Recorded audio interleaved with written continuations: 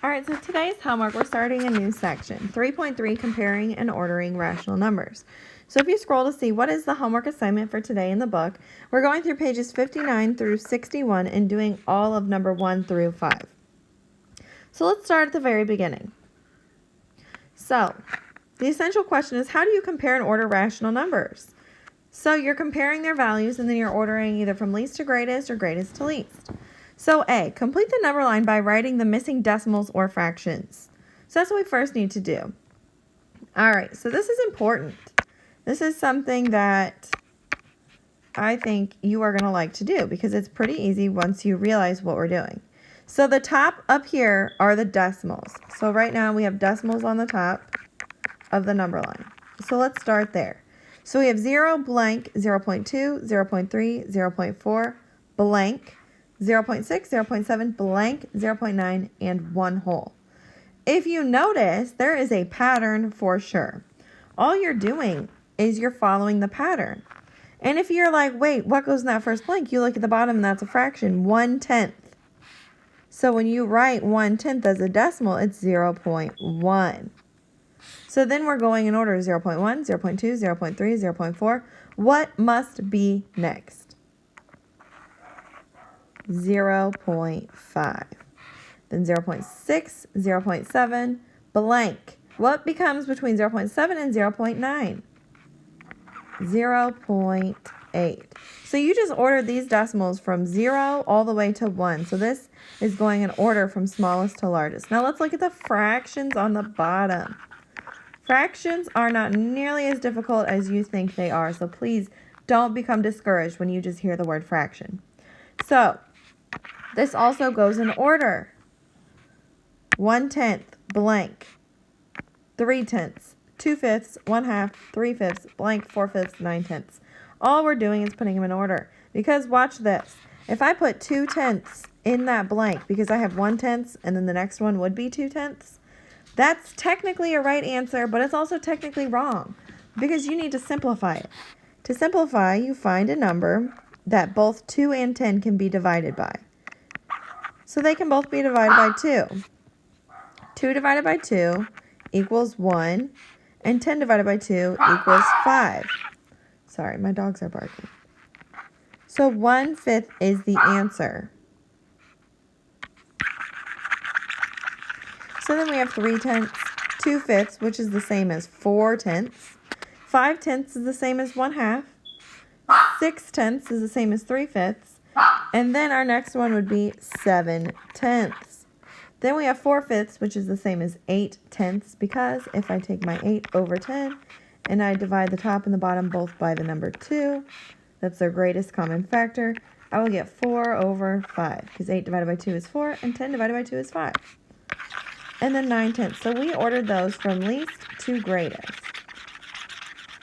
So now let's look at let's look at B. Use the number line to find a fraction that is equivalent to 0.25. Explain. All right, so we see that there's 0.2 and 0.3 right here.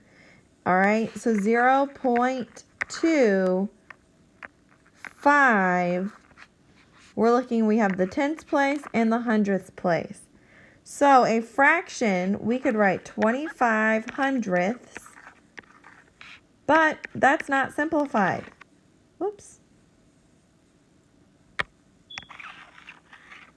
If we take 25 hundredths and we divide by the greatest common factor, we know that 25 fits into 25 and 100. So we're going to divide both 25 and 100 by 25. 25 divided by 25 equals 1. And then 100 divided by 25 is 4. Think of it this way. How many quarters fit into $1? 4 quarters. So an equivalent fraction would be 1/4. Because that is simplified, because it is 25 over 100 simplified. Explain how to use a number line to find a decimal equivalent to 1 7/10. Well, that's easy. If you're using your number line and you have a number line like this, you can read the fraction 7/10. When you read that out loud, that tells you your decimal. You would have 1 whole, and 7/10. So you put 7 in the tenths position. So how do you use a number line to find the decimal? You can see the pattern in the decimals.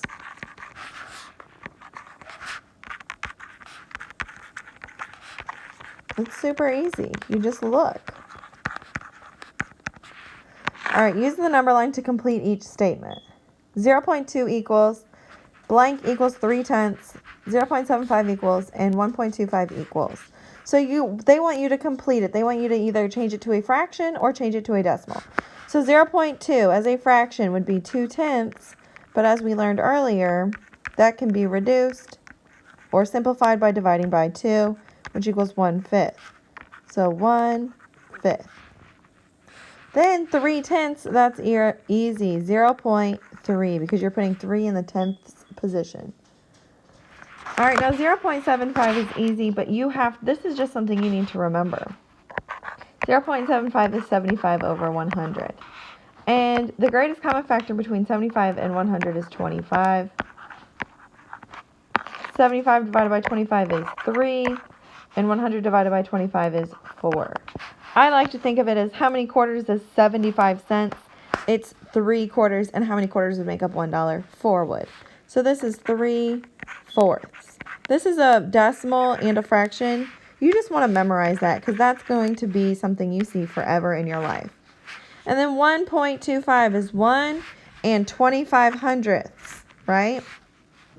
But what did we learn about 25 hundredths? If we write that over to the side, we can simplify it. So the greatest common factor between 25 and 100 equals 25. So I'm going to divide the top and the bottom by 25. 25 divided by 25 is 1, and 100 divided by 25 is 4. I did that exact same problem right up here. You might have been seeing that as I did it. So that answer is 1 1/4. So number 1, the first problem of your homework. How does a number line represent equivalent fractions and decimals? Well, a number line, on our number line, fractions and decimals are equivalent, so they're on top or below each other. So a number line represents equivalent fractions and decimals because fractions and decimals are equivalent to each other. Any decimal can be turned into a fraction, and any fraction can be turned into a decimal. So our answer is any fraction can become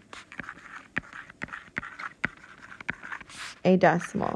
So even if our number line doesn't have decimals in it and it's a fraction number line, you can change it to a decimal number line. They're equivalent.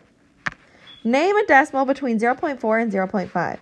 So that's easy because if we have 0.4 here and 0.5, right? That's 4 in our tenths and 5 in our tenth spot. So we could put 1 there, 0.42, 0.43, all the way to 0.49. Let me just write them out. 0.45, 0.46, 0.47, 0.48, 0.49, because the next one after 0.49 is 0.5. So all of these numbers are in the hundredth spot. It's like having 46 cents, 47 cents, 48 cents, 49, and then 50 would be right here. There's an imaginary 0.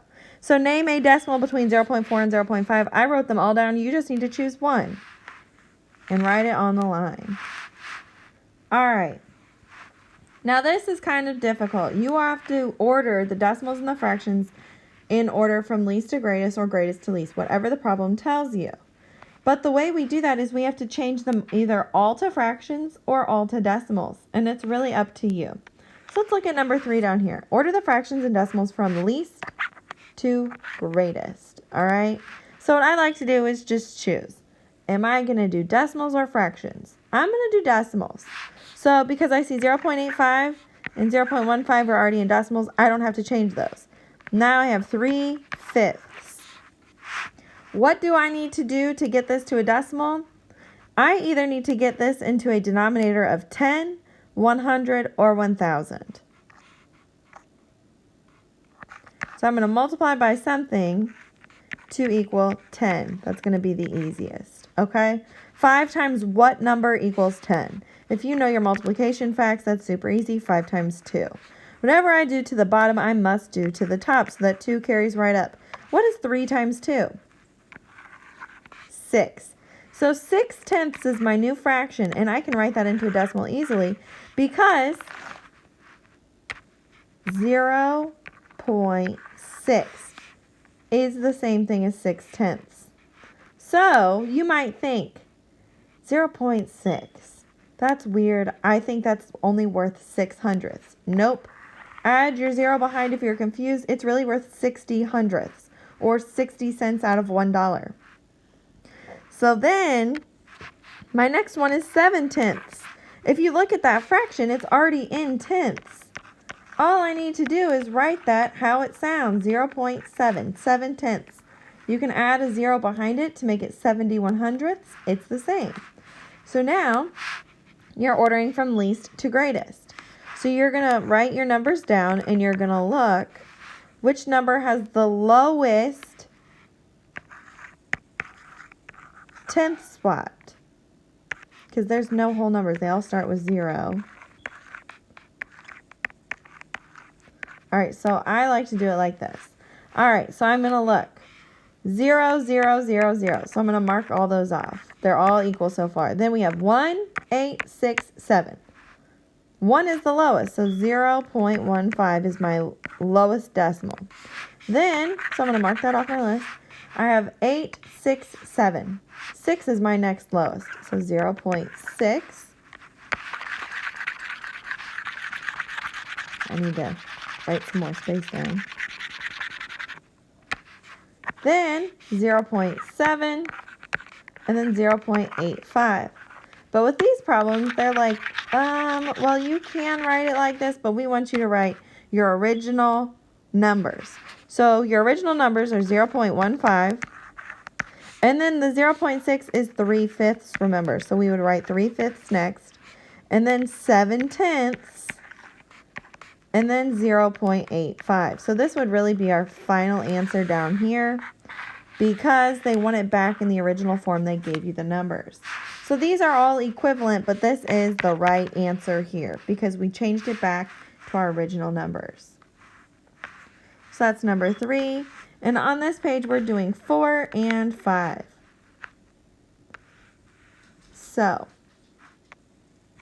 they did an example, the numbers in order from greatest to least. So greatest to least is what they did. So describe a way to order the numbers, a different way. So let's look at the example. 5 friends completed a triathlon that included a 3-mile run, a 12-mile bike ride, and a 1/2 mile swim. To compare their running times, they created a table that showed the difference between each person's time and the average time, with negative numbers representing times less than the average. So John is 1/2, Sue is 1.4, Anna is -1 1/4, Mike is 2.0, and Tom is 1.95. That is time above or below the average, okay? So if it's positive, it's above. If it's negative, it's below in minutes.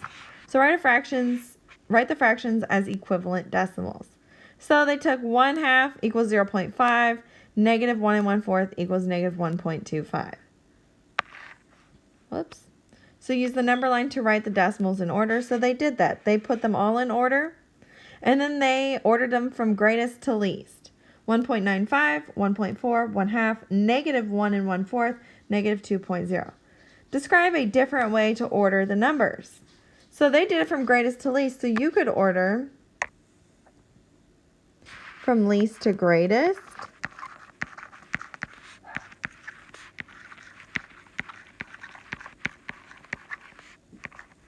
So then you would just do it backwards. It'd be -2.0, -1 1/4, 1/2, 1.4, 1.95. So that's just a different way to order those same numbers. And then number 5, to compare their bike times, the friends created a table that shows the difference between each person's time and the average bike time. So each person and the average. Order the bike times from least to greatest. So you're going to do this on your own. You're going to have to change them all to either decimals or fractions and order them from least to greatest. Now this would be something I want you to definitely try on your own, and if you need help, join our live work time and I will definitely help you.